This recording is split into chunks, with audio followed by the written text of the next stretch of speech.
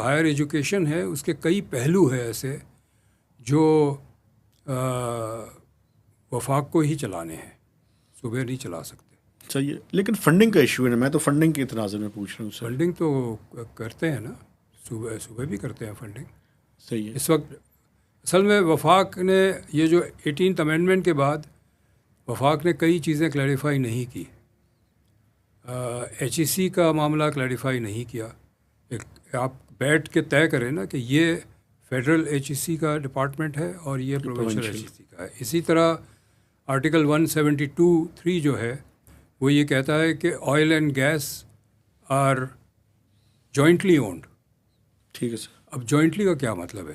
یہ انہوں نے نہیں بیٹھ کے طے کیا. میں 3 سال چیف منسٹر بلوچستان کے ساتھ تھا. وہ کوشش کرتے رہے کہ اس کو ڈیفائن کرے، کیا جوائنٹلی کا کیا مطلب ہے، جوائنٹ پروفٹ، جوائنٹ اونرشپ کیا ہے، لیکن وہ نہیں کرتے.